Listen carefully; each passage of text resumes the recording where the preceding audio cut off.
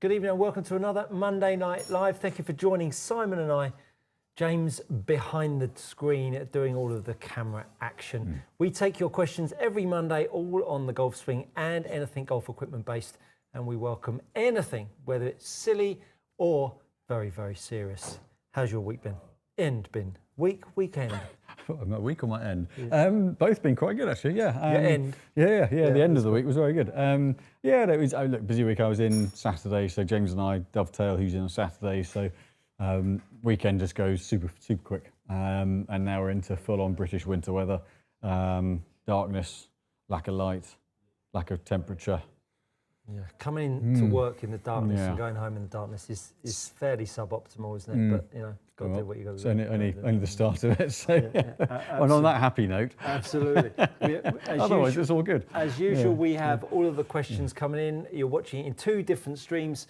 If you're watching it vertically in your shorts, you'll be watching on Good Golf Coaching, and if you're watching it on Landscape, you'll be watching it on Precision Golf. Either way, you can throw us questions our way. Let's kick ourselves off from the Precision Golf channel. Kev T, always early with the question is Kev. Evening, both. Good evening, Kev. Can you extend an AI1 7DB putter from 35 inch to 37 inch? And if so, would it need extra weight added? Thank you. You can do. You can certainly extend it. The only thing with the Odyssey putters, most of the time they've got a little counterweight in the back of the shaft, so you have to get that out. But you can extend them a couple of inches. By extending it a couple of inches, if you're going to use it as like a kind of a counterbalanced putter, those models often have a heavier grip and a heavier head. But by going a couple of inches longer, you might not need to add much weight to the head anyway, because the effective kind of length of the club, the effective sort of swing weight's going to go up. So you might not need to add too much to the head weight, but it may need a bit of extra on it, yes. I think that answered the question. Richie66 says, hi guys. Kath Val is asking random questions, so I'm not going to go too deep into those questions. Good evening to you, Richie. I can't read them here, so I can't see how random asking about medieval golf and all sorts of nonsense. Sorry about that, Kath Val. We're not getting involved in those silly questions. Chris Johnston, evening fellas, evening Chris. Simon, could you compare the stock Hazardous Gen 5 in the GT3 10-degree driver with the Acra GX 250 M4, looking at dropping some weight and improving timing? Thanks. Okie dokie. So Simon will nip off and get those put together for you. Chris, J Master Jake 912R. I've got a new driver with a 50-gram stiff shaft. Can you hear this, Simon? Shortly. It will just Can be now. coming back. Fire away. J Master Jack 912R says, I've got a new driver with a 50-gram stiff shaft. When I was recommended a 60-gram, will it make that big a difference, or will the difference be minimal? So it will from a timing point of view. So if you are recommended a 60-gram, you've got a 50-gram, then chances are it's not going to let you put the same amount of power into the swing, commitment to the swing. So if it gets light, essentially you kind of lose the club halfway down, and you're going to find you're likely to, you're right there, likely to have to kind of place the club on the ball a bit rather than just clear through. That's going to be the biggest influence. It's not going to, it shouldn't make on its own too much difference to ball flight. However, it depends how it makes you have to react to deliver the club square. Yeah, your consistency is likely to be less, and your ability to just sort of stand and deliver is going to be diminished as well. Stand and deliver. Yeah. I can't remember who did it, but it was in this, it was Stand and Deliver. That's sort of an era. Was it Adam and the Ants? Oh, quite possibly. Mark Wood would know all about that. Well, was it the correct answer? Very impressed. Very impressed. Pot pickers. Pot pickers. Kath Val asks, what happens if you are hitting the head with a golf club? Well, you're not going to be in a good way. Considering if it's in the swing, considering the golf club can get up somewhere north of 70, 80 miles an hour, then you are going to likely be knocked out. You have a very large egg-like whelk on your head, and you just don't want to be hit in the head by a golf club. Yep. Shamrock, hi from Finland. Lovely to have you with us, Shamrock. Popper Bear, nice to have you with us. Hi guys. first time being able to join with the time difference. Whereabouts are you in the States, Papa Bear, during work hours? Simon, could you speak to what the Miura equivalent to a Blueprint S or i240 would be? So Blueprint S, probably the TC202 is going to be pretty close. There's a bit of perimeter weighting, there's a bit of weight down the bottom of the head. Actually, let me grab them. While Simon does that, Richie66, can you explain the role of the trail, hand and arm? Gladly, I will do that when Simon pops back. So, latest model this year, the TC202. So you've got a little bit of mass at the bottom of the head, a bit of structure up the middle. So this would be like the Blueprint S, which is essentially there's a little bit of tungsten in the toe, but it's that same principle. Single piece forging, a bit of mass at the bottom, still, you know, a very playable head, you know, shop maker's head. There's not a lot of forgiveness to it, but it's not a blade. And then Miura, the IC602, that would be their equivalent to the I240. So whilst this is a hollow body construction, the I240, you can see the cavity, you can see the bit of material in the bottom. It's the same principle of removing weight from the face, low and back, but it's not a cannon, it's not a bomber of a head. It's not like a P790 or an I530 Ping, for example. It's designed to retain a bit of spin, just give some more forgiveness and a little bit of ball speed from some face tech, but that would be the I240 equivalent.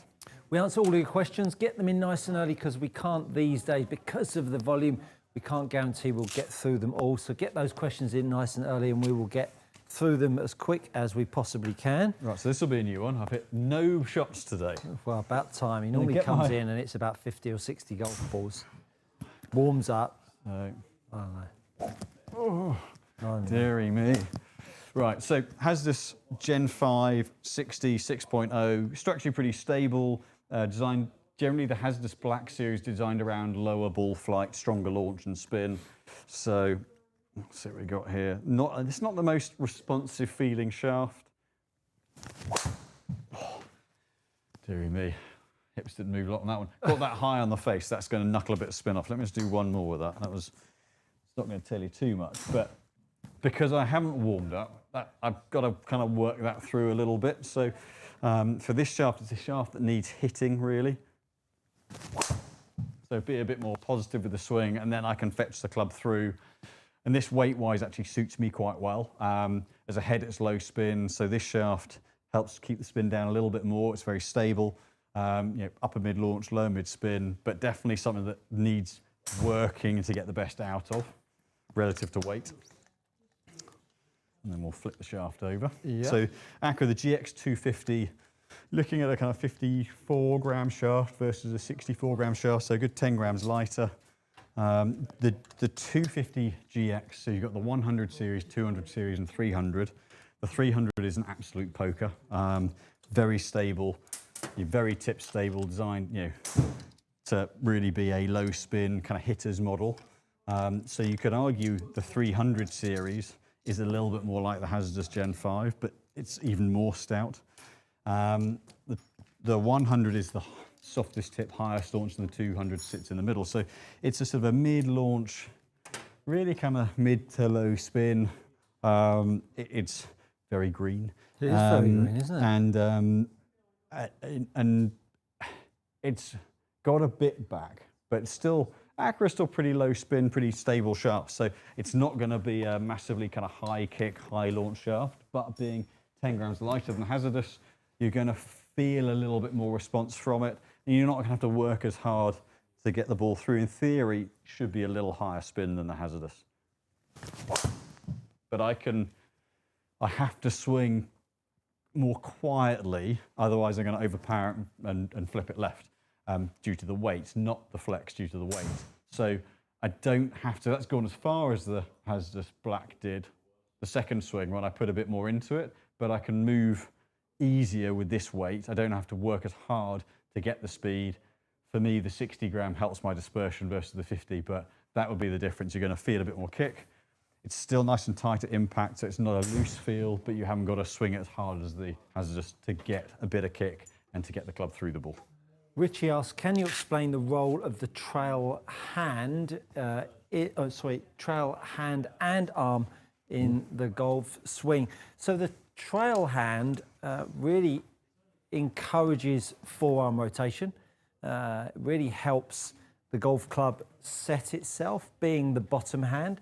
So external rotation of your right arm really allows your right shoulder to sit down. And when that right shoulder sits down, it really helps your right hip rotate, gets your chest around the golf ball. When the trail arm internally rotates, because of sometimes, and a lot of the time, the right hand gets a little bit too much under, it can really make your right hip move sideways and get you short in turn, and that's when you start to get those overrun with your arms. So that right hand position, the grip, really helps that right forearm externally rotate, sit the right shoulder down on that shoulder girdle and help you rotate with your lower half and upper half on the way down. Once you get that right arm loaded, it allows it to really soften off on the way down and narrow up the arc. But that's very much a consequence of having a good grip, which will make you feel like the face to path failure is in good shape down at the bottom. But then when you start to pull it, feeling like those levers load, that right arm, if it's in the right position on the way back, because of the good grip, you'll start to really get that power on the way down that's going to give you energy at the golf ball. So a few things there. I mean, it's a big topic, you know, what the trail arm does, but there's a couple of ingredients there that hopefully will be able to put you on the right tracks. You know the bit I liked about that the most? It's really described as the shoulder girdle. Shoulder I've girdle. not heard of that before. I like that. You've got to have a bit We've of got a lot shoulder of girdle. questions, so thank you very much for the questions. Cracking amounts of questions this evening. So we've got Stu Brister is asking, good evening, gents. Hope all is well. Good evening to you, Stu. Wondering if you could test the GT1 Tour wood with a Diamana BB and RB shafts to compare the difference in performance. Many thanks. Righty-hoo. Simon will nip off and do that. Graham Jones is on. Stu started feeling that drill when you pressed down on the grip with the band around your neck, gave me more right side width, extra carry. 3 birdies again today. This is getting ridiculous at my age. 3 birdies? Bring it on. Goodness me. Age is merely a number. Yeah. Make all of the birdies you like. Make all of the birdies you like. So whilst Simon is popping that together, we've got another question from Papa Bear. Would be great to see you hit the Ping and Muir equivalent and your thoughts on both. Stu, thanks for the great first few lessons. Ball striking was 1,000% improved, Chris. So do you know, I thought that was Papa Bear. I was going to say, if it's Papa Bear, do you know who Papa Bear is? It's Chris, but I don't know who his surname is.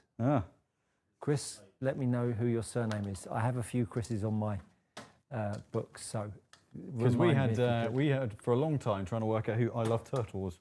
I know. We now know. Yes, he very kindly sent. Was it him that sent us? Very kindly sent us the hampers. I believe so. Wasn't it? Yeah. Super nice chap. We accept hampers, gifts, anything like that. You can say Christmas is coming up. Like right. So he's going to... Any other questions I can fire whilst I set this up? Or is there a quick fire one? So we've got another one from Papa Bear that wants you to try another wood. Go. So they haven't asked me to hit much for the last 3 weeks. So I know. Now I'm going to have about 5 rounds worth. Working your butt off. Yeah. Right. We'll start with the blue board. So the GT1 Tour, for those that don't know it, this is one of the Titleist's latest models. The GT1 series is slightly bigger, more forgiving head, in principle designed around higher flight, but the Tour is the one that is down at sort of 14.5 stated loft, but brings the flight down a little bit more. So Diamana blue board, very stable tip, stiff buck section, smooth mid section. So in theory, the red board has a more responsive tip, should spin it a bit more. So got the 73 in each. So out of the blue board, you're going to get a really tight, crisp feel. I've hit that a bit low on the face, so it's spun. Really tight, crisp feel. A little bit of kick through the middle, but it's very, very stable at impact. So if you like to kind of hit at it a little bit more, then the blue board's going to give you that kind of real kind of tight hit at impact. So that one, I got that up the face a bit more. Plenty of launch, but as this head of this loft is designed to do, nice low spin, but you've got to, the blue board is a fairway shaft, you've got to work the kick out of a little bit more. It's been very good as a driver shaft, where if you want a little bit of extra feedback through the midsection, but tight tip, it's been great for that. probably a little firm for a lot of players in a fairway wood, I would say. And then the red board, designed around higher flight and softer tip section for a little bit more spin. Should feel a bit more responsive, and then we should see it kick a little more spin onto it as well. Not if you hit it like that. That will not have spun very much because that was a thin. Just a thin hook. Yeah, that was my finest moment. Try that one again. And I've made darn sure that it didn't go low left. That's gonna that way. But essentially, they swing slightly differently. But this one, the softer tip, you're going to get a little bit more kick out of, and a couple of hundred, few hundred revs more spin. But it feels like the shaft helps you a little bit more, whereas the blue board, very, very tight and stable at impact and needs a bit of a hit. Very good indeed. Let me get to another question. I'm going to grab something from one of the other questions whilst you find that. Noel says, did you answer any of my questions? It would appear not, Noel. I do endeavour to try and answer all of the questions. Trouble is, what's happening is I'm streaming on the phone and I'm getting the stream up on my iPad. So if the stream has lots of questions coming through, I can't flick up and retrace my steps. So I'm just answering what's on my screen. And it's normally about 2 or 3 questions at a time. So if I miss them, do ask me again, and I will be sure to answer for you. We've got a question from Alias Capone. Does Simon have a review or thoughts on the new Titleist T250 launch spec irons? I'm really intrigued by them. Yeah, so they're slightly shallower head. There's actually one less groove on them than the standard T250, but they are a lighter head weight. So the standard head in that is 6 grams lighter than the standard T250. And we can get -6 grams in each model. So you can actually get them really quite light. So if a lighter head weight is good, we can weigh them up a little bit. But if you need heavy head weight, they're probably not wonderful. But they are a weaker loft. We are seeing more flight out of them. I would say the T250 series hasn't picked the ball up quite as well as I thought it would for some players off the deck. There are other heads I think get the mass into the bottom of the ball a little bit better. However, if your miss is a bit heel and toe, they're brilliant. But the launch spec, yeah, it's been good. And certainly if you need a lighter head weight, stunning head with a bit of flight. Yeah. So I'm going to rattle through these as quick as I can. Blueprint S and the 6 iron. So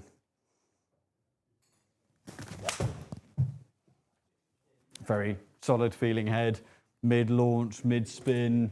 You say it's about as mid as a flight you're going to get. Has a little bit of a click to it. Where it's got the tungsten weight in the toe, it does have a little bit of a click to it versus a single piece forging. TC202, slightly neater top line, slightly taller head. Standard loft's a little bit stronger. More solid feel because it doesn't have that quite as much weight at the bottom. But again, there's no tech, so it's mid-spin, slightly lower launch, but retains the same kind of spin. And for me, I prefer the feel of that because it hasn't got that tungsten weight in the toe. But you could probably, similar forgiveness, maybe argue the ping might be a hair more forgiving. But if you want a solid feel, as long as you don't need a light head weight, TC202, for me, wins out on that. And then we go I240. We've had a lot of success with this head so far. Really good for a cross-face performance. Very good for retaining a bit of launch and spin and gaining a bit of ball speed off the face. Nice sort of pretty neutral head shape as well. Very stable off center. You can see that, hairless spin. Very similar ball flight, but definitely gained some margin of error on that one versus the Blueprint and the TC202. You've got a bit of tech in it without it being a cannon, hence that sort of series of 240, 230, 210, very popular on tour. And then the IC602, in slightly neater head shape again. The Mura heads, as a rule of thumb, are a bit heavier than most. But with this one, get a slightly softer sound to it, but this one, the spin's a little bit lower. gained a little bit more ball speed. That hollowed out structure designed just to give it a little bit of fatter flight and a bit more shot value. Hope that helps. Very good. Noel says, can you teach us your swing? I do that every week. All of my videos are based around my beliefs on the golf swing. So go check those out, Darius. Sorry, Noel, should I say. Let's move on to Ivan R. That's it. Also, what would be a comparable shaft upgrade to a hazardous yellow 60 gram stiff driver shaft? Also, what is the shaft profile for the yellow Gen, stiff handle and tip or otherwise? So hazardous yellow stiff tip. I mean, it's a pretty stable profile all the way through. Stable tip designed for lower spin, kind of not overly harsh on the hand end, otherwise it'll be an absolute plank, but the yellow was counterbalanced. It was a higher balance point. So a similar profile would be something like a Tensei Orange, Mitsubishi, potentially Sinus VA Composite Sinister CB, where they're designed to keep the spin down but counterweight. The new Rogue Aldila Rogue shaft is more counterbalanced, so probably not that one. But I'd say yeah, Sinister CB or Tensei Pro Orange for stiff tip, lower spin. Ivan asked the question originally. Good morning, gents. Can you discuss if being fit into shaft flex or shaft weight is more important? Head arguments for both sides. Example, more important for weight than flex profile, thank you. Yeah, weight far more important. Flex, in the grand scheme of things, if we're looking at what the shafts actually do, the dip, regular to a stiff or a stiff to an X, you're looking at 2 to 5% of the actual bending of the shaft. So it's not like it's a 20% change.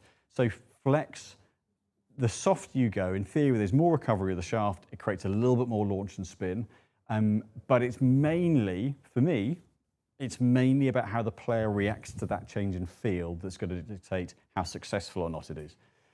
With weight, you're fundamentally changing the way that the player and the club interact from a timing point of view and a synchronization point of view. So if you can't deliver the club in sync with how you move, it doesn't matter what people like Stuart do for you, who teach you good technique. If you're compensating, you're not in control of the club face. So functionally and fundamentally, weight is way more important than flex. However, for some players, they're really sensitive to the way the shaft feels, and then flex takes on more importance in that role. But functionally, soft doesn't hit a hook and stiff doesn't hit a slice. It's just one softer and one stiffer, and one goes hair higher, one goes a hair lower, but it's a hair. So weight and balance point, way, way, way over flex from a base function. Travis asks, when should I flick for power on my driver? When it comes down or instantly at the top at the backswing? Instantly at the top of the backswing, the minute you start moving the golf club down, that's where you want to turn on all of the power. You'll feel the speed of the head down through strike, but the power's turned on definitely at the top of the backswing. A. Baker, can you go over wedges or shorter swings for chipping, pitching with Stuart release? Thanks for the stream from Utah in the USA. Utah. The Utah Saints, that reminds me of. Yeah, Utah Saints. So Barney's power's gone down. I know. He's out for the count already. He's out for the count. You know, how golfers grip the golf club, first of all, will dictate the kind of loft you are presenting with a chip shot. Depending on how you grip the golf club will depend on how you load the wrist. So if you have more of a cup in your wrist, whether you have more of a bow in the wrist, will dictate the kind of loft you are going to present and the kind of direction you are going to push the grip in. So it's very difficult to give a one size fits all, but what you do want to do is make sure that when you're delivering the golf club with a chip shot, that you've got angle of attack, striking down. Now you could achieve that with ball back or ball forwards, but what you also want to do so that you feel some speed down at the bottom is some unload. Now for some golfers, they're going to feel more toe over the heel through strike, and for some golfers, they're going to release the golf club with more loft. Whichever one you are will be completely related to where your grip is on the golf club. Some of you might be a weak grip, which would historically be a thumb down the middle and the palm on top. Or if you're a strong gripper, more over the top, right hand under. So depending on which one of those grips that you've got will depend on how you unload the golf club. But what you really want to recognize is the fact that this golf club needs to have some setting it and some unsetting it. There's a magical idea that we don't have any set in chipping, all locked out arms. Even the likes of Jason Day, where you'll hear them on Sky Sports talking all the time about he just turns through it. Absolute garbage. The golf club still sets, it still unloads, it just has a little bit less of it. So whatever you do, work out what grip you've got first, understand what your wrist angle does on the way back, and respond accordingly, whether you're going to turn the loft down or you're going to turn the loft up. Knowing what your type is when you swing the club for a chip shot or a pitch shot is the key to it. Knowing that and then deciding on how to move your game forwards, whether it's a grip change, whether you're trying to release it differently, but it's always got to start with the grip first. If you're going to start changing how you load and unload a chip shot and a pitch shot, and be careful, because you go down that wormhole of changing short game, you can end up in a pretty dark place. I've been there myself once and never again. So just go carefully trying to change that. That's really interesting, because I've worked out why I was crap at chipping, excuse my French, and actually what the technique I was trying to implement, and actually now what you've just said there, in terms of I'm strong grip. So for me, an underneath release is far, far better. Yeah. The two years were just doing that. And actually, it's really interesting how you said there, actually understanding, putting that into my own context, that makes so much sense. If only I'd worked it out 20 years ago. Yeah, it's dark place if you've got bad short game area, because you're always going to miss greens, right? Scooter 0012. Good evening, Jets. Good evening, Scooter. Yeah. Could you give your opinion review on the Callaway Opus SP wedges, please? Yeah. So the SP stands for spin pocket. So they have in the higher lofts a little bit of pocket down the bottom within the flange. Careful. There's a little pocket, little hole at the bottom that moves centre of mass up the head. So it isn't there as much in the low lofts. So it's really interesting. In high lofts, they really produce some great spin.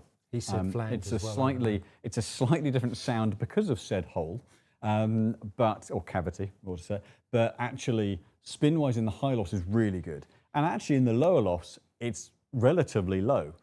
So we were looking at this the other day and I was thinking, well, that seems a bit strange. They should spin more. If they spin more in the high lofts, should they not spin more in the low lofts? Actually, this could be a really cunning piece of design from Callaway, in that you don't want loads of spin in your low loft wedges, but you want it in the high loft ones. So, but actually it's a slightly, in here it's amplified. It's a slightly different sound on the high lofts, but performance for spin, really good on the high lofts for those.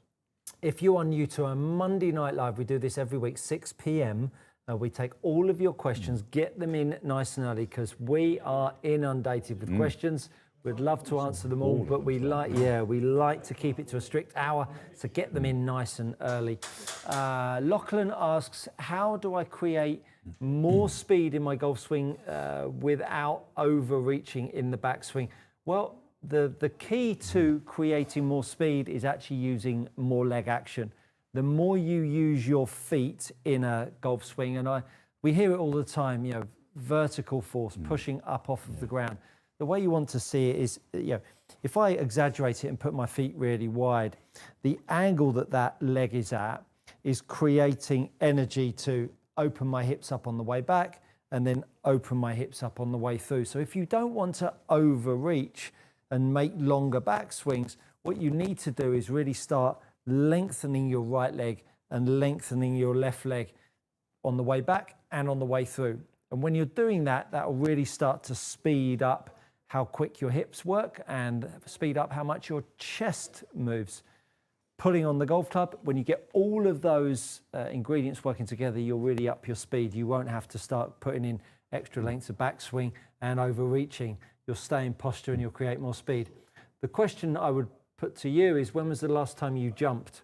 When was the last time you jumped up on anything? And so therefore, creating some explosive force coming out of the ground in whatever capacity is really unusual. Most golfers have a sedentary life. That, unless you're a young sportsman and looking to really work out in the gym, the last time you jumped on a box or threw some weight around in the gym was probably a while ago, and then someone tells you to use your legs a bit more. It's like, wow, I haven't done that for 20 years through a sedentary life. So think about that before you embark on what you're going to try and feel in your golf swing. Hope that helps. I've just started to do that again. In the Slightly gym. stiff. Yeah. Yeah. I've been smart enough to graduate my way in though. Yeah, I was doing a bit And I'm last still week. horribly stiff. Yeah, I was doing a bit at Terra Blanche a couple of weeks ago. Yeah, it's nice to get back in there, but it's not easy. No pain, no gain. No, so, we've asked Ivan R's second question. Simon Muggleton, quick one for Stu. With the Swiss ball on the wall drill along some drills from my coach, Swiss ball on the wall drill along some drills from my coach, hopefully along with some of my drills from my coach, potentially. While class results with irons, do you lean maybe slightly with a driver, or is promoting the down angle of attack? Bit of a confusing message that. I'm a bit sort of piecemeal there. Angle of attack is created by the swing moment of the club rather than sitting back and leaning up. The Swiss ball is only really creating forces through your lower half rather than through your upper half. So go check out my driver drills on creating a bit more speed and angle of attack with those, and blend it with the Swiss ball drill. There's plenty of videos on my channel to cover that off for you.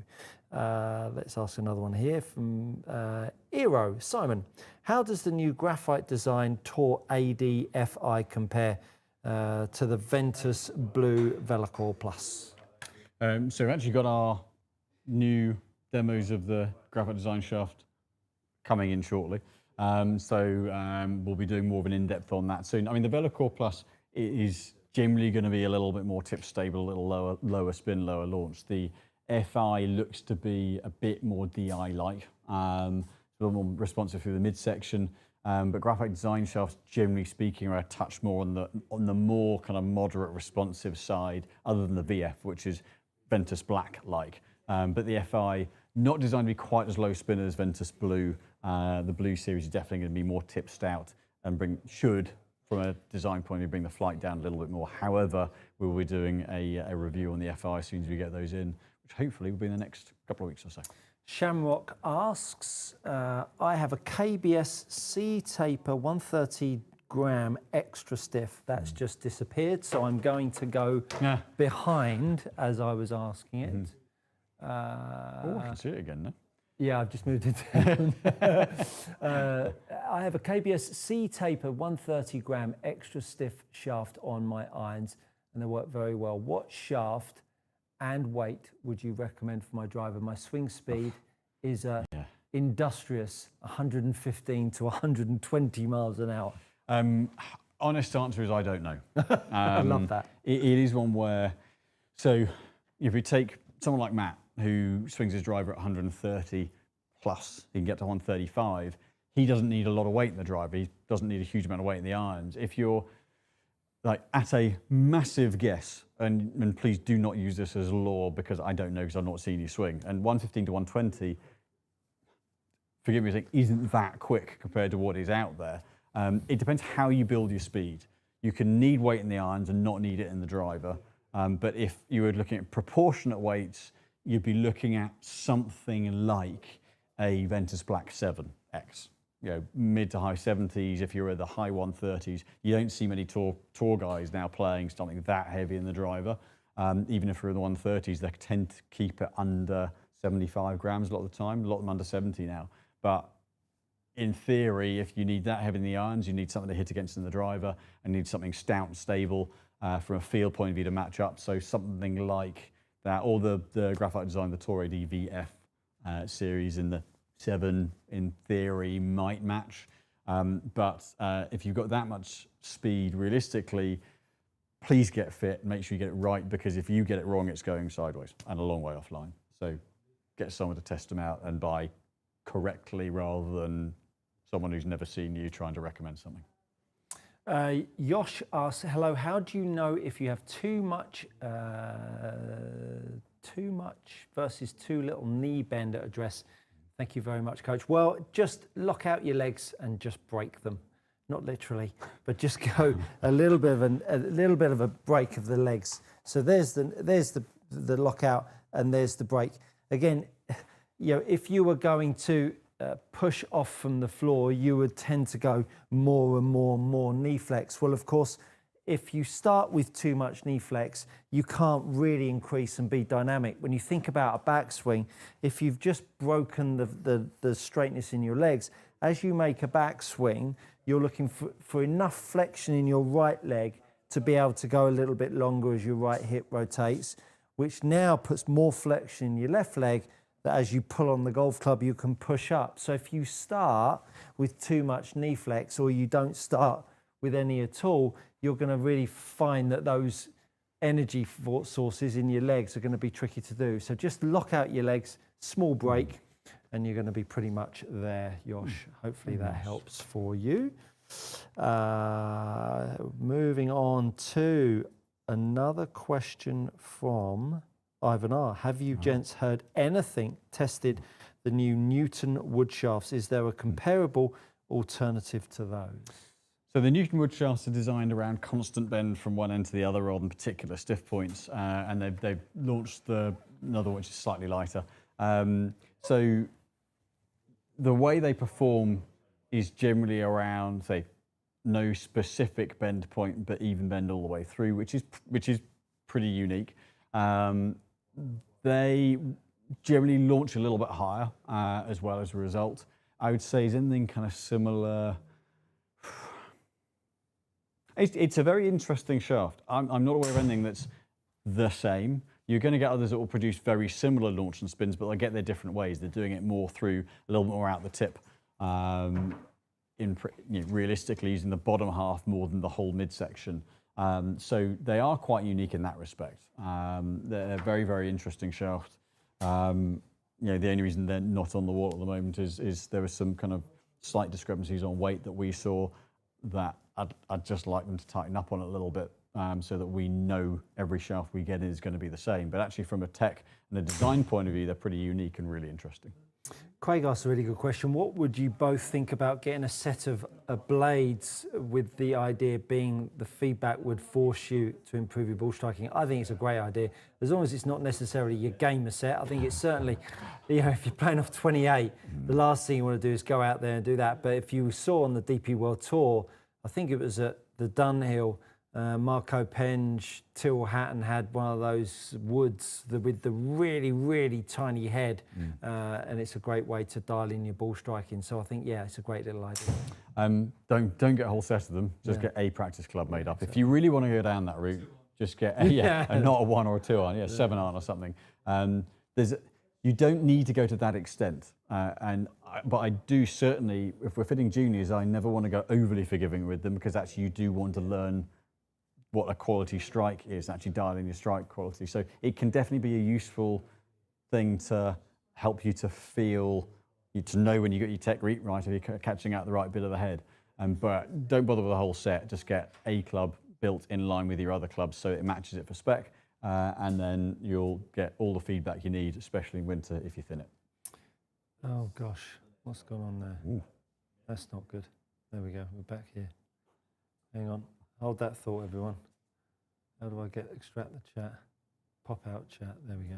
It's fiddling, everyone. It's fiddling. Sorry. I pressed the button and then things started going all haywire. At least you know how to get it back. If I lost it, that's it. It's done. So where were we? We've got a lot of questions here. This is great we need to go stuff. quick fire, don't we? Yeah, yeah. Good luck with that. Noel says, evening gents, Noel 1988. Evening gents. With the DP tournament that was in India, the course was so tight the players were playing a shorter tee shot. Where do you guys stand on it? I think more courses should be like that. I think the crowds turn up to see people hitting drivers 350 yards long. I think you would love it for a couple of weeks and then you'd get incredibly bored with it. So as an outlier, just a bit like the RBC Heritage at Harbour Town on the PGA Tour. I think these are great courses that stand out as outliers, but you wouldn't want it every week. Yeah, I personally loved it. I think it was such a nice change from resort course where you can blast anywhere, find it in the rough and chop a wedge out, whereas actually some of the camera angles made that thing look narrower than this bay. But I think it was a really nice different challenge. Would we want to see it every week? No. But I think it shows what else is out there golf-wise. And you got the one that won has been the most accurate long game player for the last goodness knows how many years, and it's a different kind of course, but would we want to see it every week? No, but I also don't want to see wide open resort courses every week either. Yeah, absolutely. Rob K. Hi, gents. Any quick hacks for grabbing the club properly on the course, which sets you up for a strong, proper grip? What is your routine? So, yeah, I mean, I personally, I pop the club at an angle across me, and it allows me to get my left hand on the golf club. But I cover that in one of my videos. Adam Scott does that as well, doesn't he? Yeah, that's right. A few people, I mean, a few people got, I think everyone's got their own instinctive way of putting it on, don't they? But you just got to find your own way. Once you've got, if you've done some practice down at the range and you've found a spot for your hand on the club, you should be able to come up with a routine, whether it's holding it, putting it up in your hand, whatever you've been instructed by your coach to pop the grip on. It'll be some routine based around that. So what works for me might not work for you, because my hands on the golf club will probably be in a different position to yours. So you've got to find a way through your practice of getting a bit of a hack to pop the grip on. That would be my One way you can suggestion. make it repeating, though, I use these on mine. You might be able to see on the back of this. This grip has a ridge down the back. Now, not everyone likes them, but once you find your spot on the club, you can feel in your fingers where that ridge sits, and then you have that reference point, and that's something you can go back to every time. So that's what those things are. Perfectly legal as well. Golf Pride do the Align series, and Lamb can be bought by Superstroke now. They've had that kind of calibrate series, but there are a few that have that rib down the back, and that can help as well. Very good. Adam, question to Simon. As a low handicap golfer yourself, any suggestions on what to work on over the winter to get from my current 0.3 index down to +1, +2? I don't know your game, so it's going to be something specific to you, but I think if you're at that level, chances are your general game's pretty solid all round. You're not going to be able to shoot regularly scores near par, and if you can't get it off the tee and hit solid iron shots, most of the time it's you're saving shots around the greens. Get your really dial in your wedge distances, really dial in your putting technique. Chipping. It's that end of the game that you're likely to save the most shots. It's turning 3 shots into 2, getting up and down from a bunker, or up and downing it from around the greens. That's where, for me, I know if I'm holding out well from 6 foot, that's when I score well. If I'm up and downing it from off the green, that's when I score well. So focus on that end of the game. But obviously, without knowing your game, I couldn't give you any real direction. And Adam, if you're that kind of player, it would be good over a period of a season to find out your stats. If you're using some kind of GPS tracking system, it would give you absolutely the areas of the game that you need to work on. That would be the way to go with that, rather than sort of throwing some stuff at the wall and hoping it sticks and it lowers you the next year. I mean, if I was an amateur now and I was looking to play the game and lower my handicap, I mean, you'd be missing a beat if you haven't got some GPS tracking on your game. You've got the 4 areas of stroke game, which is obviously off your tee, your approach, your short game, and your putting. Every single time you go out, if you're playing off of scratch and you're looking to get to +1, +2, you'll be able to bespoke the data that the app gives you to get down to that handicap, and it will know what those data profiles are, and therefore it will give you need to be better from this range, or you need to be better from that range. So therefore you can go down to the range and practice on those bespoke areas, rather than just being, just hoping that something's going to work. Adio asks a question on how to stop his arms from overrunning and getting behind his body, and a good little drill for that is taking your lead hand, popping it on your right elbow, and using that lead hand to pull the arm in front of your chest. Then as you make your backswing, your trail arm is making sure that the right arm stays in front of your chest there. So this lead arm is keeping the trail arm staying in front of your chest. So as you make your backswing, if the arm then moves away, you can see how the arm is tracked back behind you.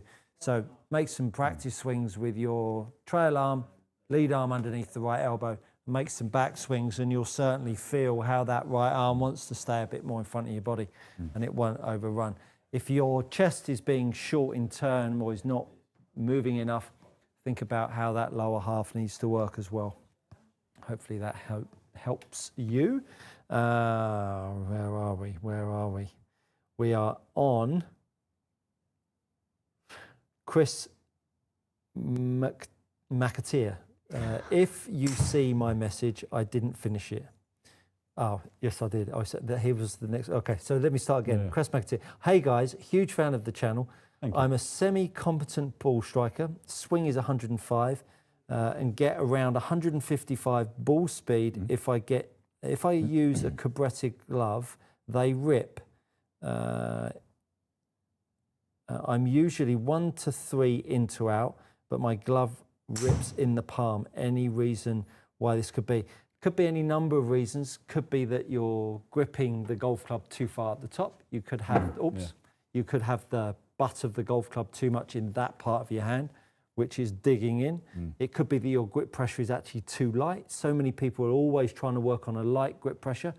If that's happening, that the glove is now moving. Could be that your glove is too big for you because it's then doubling up. There are a whole range of reasons, and it could be that you've got a bit of a piccolo grip, that you're letting go of the golf club. The amount of people that let go of the golf club and don't even realize they're doing it could be any number of them.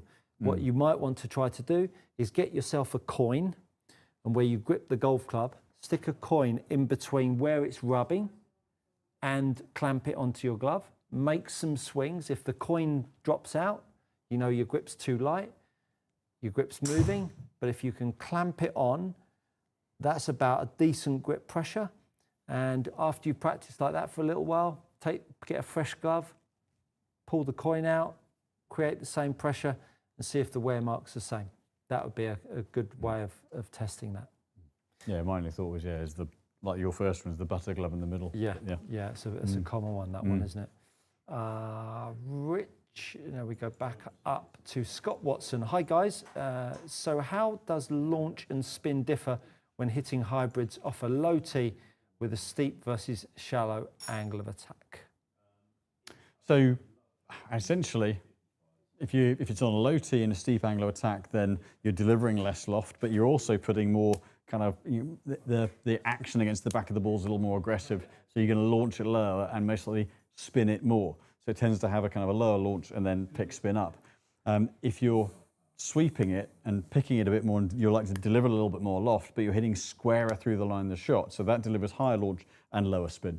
So it's just, you're getting essentially if you're sweeping, you're lining up the CG of the club more in line with the ball flight, so you're introducing a little bit less spin. There's more of a differential of hitting down on it, and it's still creating launch. You're creating more of a difference between angle of attack and flight, and therefore it creates a little bit more grip on the face and a bit more spin.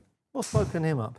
I don't know, not sure. All a bit of spin of hybrids. I know, I was just, thrilling. You just see him on the screen. It's gone really? Tell me. Go on, tell me. Aero again. Stu, what are your thoughts on practicing with a blade but playing with a slightly more forgiving iron if the shafts are the same in each set? What are the thoughts on practicing with a blade? Yeah, we covered this in a question on my feed. I think it's a great idea. If you've got one club that's really tough to hit, not a 2-iron or a 1-iron as the boys said, but 7-iron that's a blade, it's a good idea. Dial in some striking. Yeah, it can only be a good thing. And then especially when you go back to your regular game improvement sets, it's going to be a piece of cake to hit. Absolutely. If you can match lofts or get them close, do that though. You don't want to kind of be practicing and seeing a certain ball flight and then see a totally different one. So the closer you can get the lofts, the better. I'm not sure if you'd asked this question. Ivan, have you gents heard anything, tested the new Newton wood shafts? Is there a comparable alternative to those? We've done that one. If they're launching another one, we'll probably see it in January at the trade show. But there's the original kind of purpley coloured one, there's an orange one. There's the Newton Motion, I can't remember the other name of it, but yeah, that was a lighter version. But yeah, we covered that one, yeah. Richard Skinner, great show. Thank you, Richard. I've purchased a Callaway Elite Triple Diamond with an Artera Blue 65. It feels a tad soft. Simon, what is your understanding of this shaft? I usually play Ventus Black or Blue 6S. So shaft-wise, it's a very smooth profile. It's a really, really good quality shaft. And this goes back, it's a feel thing. So it's actually a couple of grams heavier. It's about 67, 68 grams versus the Ventus Blue and Black kind of more 65, 66. But the Ventus is going to feel harder in the tip section. The Velocore in the tip does feel stronger. but the EC1 Blue is a more of a mid-profile shaft, smoother feel. It's more of a feel thing than a softer shaft, creating more dispersion. But if the timing is better with one of the Ventus shafts, then you're going to hit it straighter. So all three models are really good quality materials. But ultimately, if one shaft swings better for you, you're going to hit it more consistently, straighter, longer, strike it better, and be able to time it more cleanly. So that's what will dictate whether one's best for you or not. Sorry to hear that Rick Hurst has developed the yips with his backswing on my driver. Practice swing fine, but when on the tee, now I can't get the club further back than 11 o'clock. Look, the discomfort with the driver is a biggie. You need to work on getting a face to path value. That's the only thing that you want to work on first of all. I've got quite good experience with this because Nick Doherty had the yips with his driver as well. So just working on a face to path value first of all, making sure that you see the same bend. When you see two different bends, one blocks miles right and then maybe one that hooks a long way left, that's where it starts to get uncomfortable because you start seeing different ball flights. If you can, try to just create one bend. Get the ball a long way forwards in your stance. Start to meet the golf ball on the way back in. So if you recognize the fact that this golf swing is horrible to hear people with discomfort with the driver. I mean, one thing with the putting, but if you can't get off the tee, it's almost like game over, right? It's always mainly it's one end of the hole, the other. It's either kind of putting / chipping or driving. So if you think about the arc of the swing is coming back in, the more you get the ball further forwards in your swing, the more chance you have of collecting it with a club face that's going to look left. At that point, if you start to see it starting left and bending a long way away to the left, you can then just move everything a little bit more to the right, collecting it late in the swing and feeling like you're almost making a bit of a baseball swing at it. But you should start to see that ball getting a consistent right to left flight. At that point, you should start to feel like you can free it up because you're meeting it so late in the circle. Almost you've got through it and then you're hitting it. It's when you don't get through the shot and you're hitting it in front of you that it becomes really difficult to get into your finish position. So get that ball as far forwards as you dare, get the ball teed up as high as you can, and get that ball bending with flight and to the left. Once you've got that, aim yourself down the right-hand side and start swinging that ball back in, and you should be back in play. But let me know how that goes, and if you want some more advice, give me a hit up on my email. Problem with golfing is time to think. Brain gets in the way. Absolutely. Not nice. Finn Radcliffe, evening gents, evening Finn. 3 weeks in a row! Exclamation mark. Would love a nice refresh on the grip, Stuart. I think my lead hand is getting too strong. Also, maybe Simon, how thickness of grip could help with this. Lead the way with the thickness of grip. In terms of thickness of grip is going to get it filling out your hand and allow you to grip it as effectively naturally and with the most efficient grip pressure. If you go too small or too large, you will end up with a tighter grip, and then it can affect how your hands rotate through the ball. Getting the right grip size can make getting your hand on the club in the right position more comfortable. Too small, it can get in the fingers, you can start to wrap over and move your hand around too much. Too fat, it gets into the palm, you can't necessarily kind of get over the top of it. So grip size will have an impact. It's a comfort thing as well. There's theory and practice with grip. It's got to be comfortable. That helps take the tension out and helps get the freedom through the ball and not get in the way of taking the correct grip, I would say. Yeah, look, the best way to put your grip on, get the club, toe of the club in the air, press up on the grip, turn your hands out. Now lift the grip up, grip it with your fingers, and you're in. There's your grip. Now get the palm of your right hand, put the palm of your right hand, the lifeline down through the top of the thumb, grip it with the fingers, and there's your grip. This is a good place to start. Go check out my grip series. Talk about that till I'm blue in the face, all on the grip. That would be a great place to start. Hopefully that little refresher. You get some exercise with it as well. Yeah, exactly. Papa Bear is Chris Hamilton. It's a chap I spoke to last week. He's a new subscriber on my Skillist that I'm helping him with his game. Yeah, super nice guy. NAF115 says, I'd really appreciate it if you could answer this question. I bought a new second-hand driver, a Cobra LTDX with a Carly Blue 60S shaft, but the ball flight's sometimes great, sometimes the ball just launches and drops faster, maybe because of my swing or shaft, question mark. When you say launches and drops faster, do you mean it kind of knuckles or pops up and kind of dies? I mean, ultimately, if it's launching well one time and then not well another time, then there could be something from the club setup that's creating a compensation, that's making you kind of deliver different lofts, or it's a technique thing. So that's something where, from a club point of view, if you're hitting a great window regularly enough, and then either a flare up or a knuckle another time, then chances are there is something technique-wise that's going on. The club might be exacerbating it, but it's probably got some technical elements in there. Doug asked the question again. I've missed it on here. Ask me again. Asai, hello, Stu. Hello, Asai. Suffering from SI joint, sacroiliac joint pain, lower right back when I swing fast. Is this because I'm rotating the wrong way? Difficult to know without seeing you, Asai. But if you're swinging hard and it's hurting, I would slow down. Listen to your body is always a good idea. Let's pop back over. We've got a question from Andrew Evans. Evening, gents. Good evening, Andrew.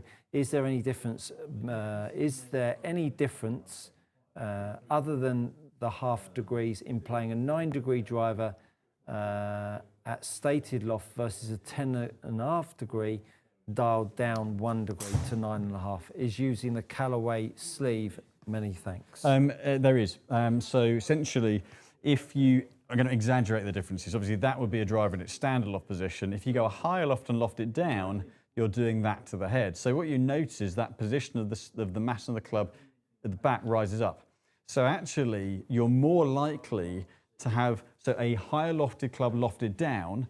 Essentially, you're lifting the CG up and you're raising effectively where it goes kind of the plane through the face, through the strike point. So you're more likely to catch it the equivalent of lower on the face. What that does is that if we're trying to retain a little bit of spin and open the face a bit, then actually taking the higher loft and lofting it down retains a bit more spin. If you take a lower loft and loft it up, you're lowering it, therefore it's easier to strike it above the CG quadrant and it gears spin off. So other than the half degree, yes, you should see a slightly higher spin. Nicely done. Right. Kevin Hogg, do you get left knee pain from driving back and rotation in the follow through? No, not me personally. Can do though, depending on ailments and age. Yeah. That can definitely come at you. Macca09, hi chaps, another insightful start. You may need to start a half hour earlier next week to get through the questions. Good to see. Yeah, it is good to see. Thank you all so much for contributing. Eero, what golf ball from Callaway, Srixon, Bridgestone and Wilson is most like the Pro V1X? So Callaway, the Chrome Tour X, Srixon, the Z-Star Diamond irons spin higher, up there with the Pro V1X, and it's a firmer feel, but the driver's lower spin. Z-Star XV is maybe a little bit lower spin, but that's probably a similar feel. Wilson, I think it's the Tour X, is their equivalent ball. Is there one of the Bridgestone Tour